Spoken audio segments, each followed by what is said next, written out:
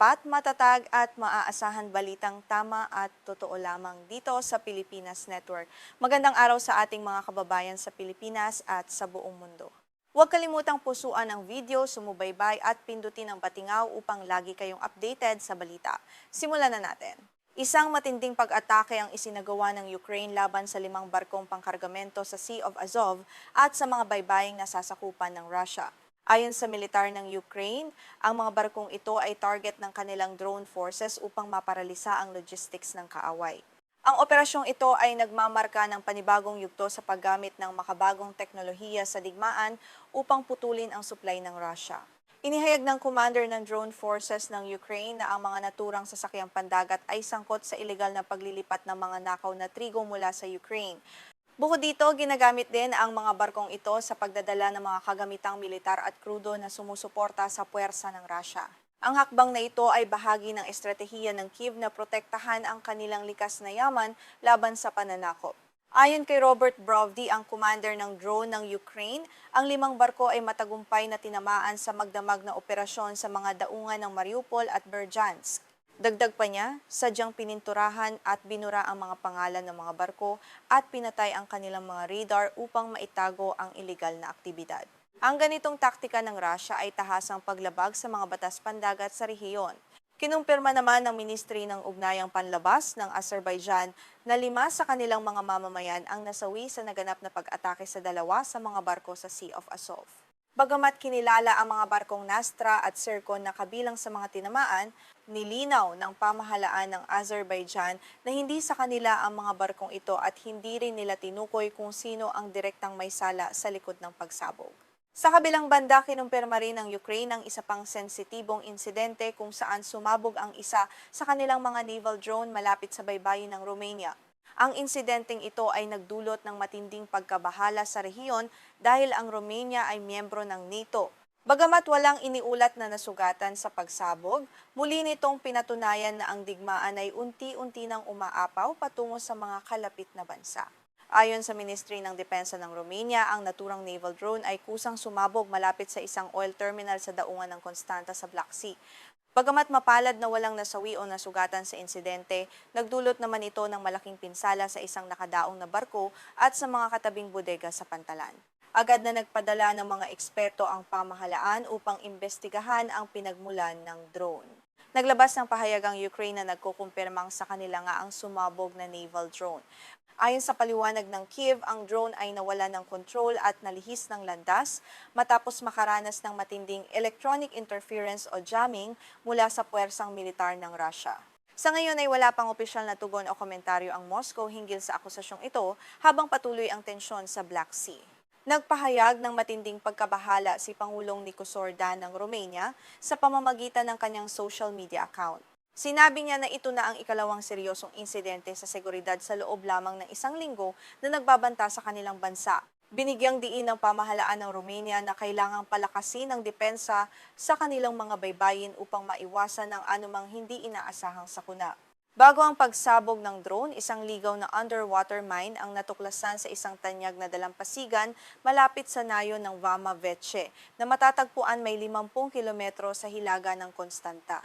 Noong nakaraang linggo naman, 2 tao ang nasugatan ng tamaan ng isa pang drone ang isang gusali sa lungsod ng Galati. Kinumpirmahan ng Romania na drone ng Russia ang sumabog doon bagamat itinanggi ito ng Moscow. Samantala patuloy ang matinding labanan sa loob mismo ng Ukraine kung saan hindi bababa sa 13 katao ang naiulat na nasawi sa nakalipas na 24 na oras.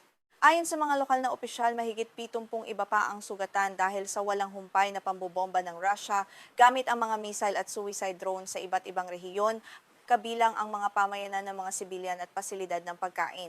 Kabilang sa mga nasawi ang 4 na manggagawa matapos hantigin ng mga drone ng Russia ang isang pabrika ng gatas sa labas ng kabiserang lungsod ng Kyiv.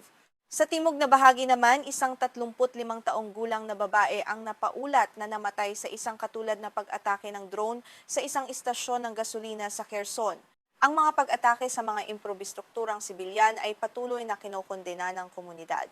Sa gitna ng lumalalang karahasan, muling nagpadala ng bukas na liham si Pangulong Volodymyr Zelensky ng Ukraine kay Vladimir Putin upang alukin ito ng isang harapang pag-uusap para sa kapayapaan.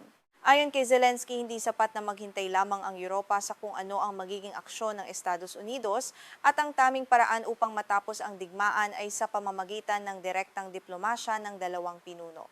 Sa kanyang liham, binigyang diin ni Zelensky na ang mga mamamayang Ruso mismo ay pagod na rin sa patuloy na epekto ng digmaan na nasa ikalimang taon na ngayon. Binanggit niya ang patuloy na kakulangan sa supply ng gasolina, ang mabilis na pagtaas ng presyo ng mga bilihin, at ang takot na dulot ng mga drone at missile attacks ng Ukraine sa loob mismo ng teritoryo ng Russia bilang mga dahilan kung bakit dapat magkaayos. Gayunpaman, tahasang tinanggihan ng Pangulo ng Russia na si Vladimir Putin ang alok na ito habang siya ay dumadalo sa isang economic forum sa lungsod ng St. Petersburg. Kinumpirma ng Kremlin na natanggap nila ang opisyal na liham ni Zelensky, ngunit sinabi ni Putin na sa kasalukuyan ay wala siyang nakikitang sapat na dahilan o pakinabang upang makipagkita sa pinuno ng Ukraine na nagpapakita ng matigas na paninindigan. Ang pagdalo ni Putin sa St. Petersburg ay naganap isang araw lamang matapos ilunsad ng Ukraine ang isang mapangahas na drone attack sa labas ng naturang lungsod.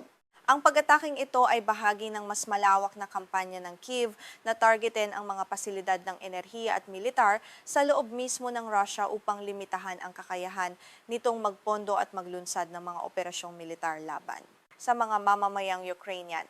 Inulit ni Putin ang kanyang mga naunang kondisyon bago magsimula ang anumang negosasyon para sa kapayapaan.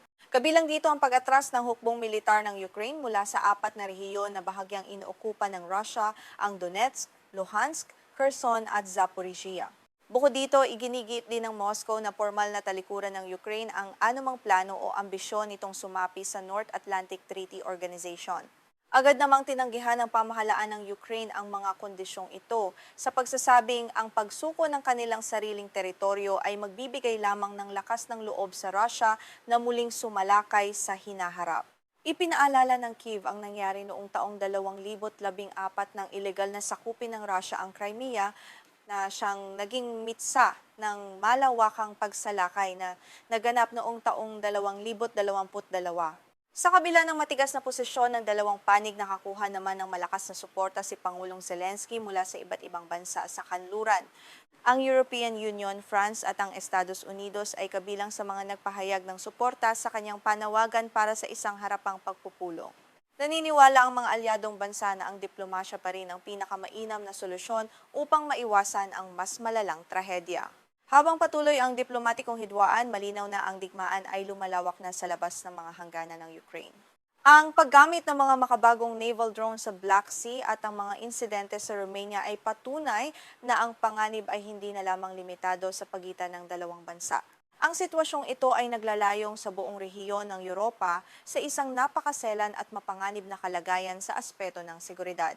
Sa pagtatapos ng ating ulat, nananatiling malabo ang landas patungo sa kapayapaan habang kapwa nagpapakita ng determinasyon ang magkabilang panig ay pagpatuloy ang labanan sa larangan ng digmaan at sa diplomasya. Patuloy naming babantayan ang mga susunod na kaganapan sa hidwaang ito na patuloy na nagpapabago sa takbo ng geopolitika sa buong mundo. Ako si Juan de la Cruz, nag-uulat para sa Balita Pilipinas. Manatiling ligtas.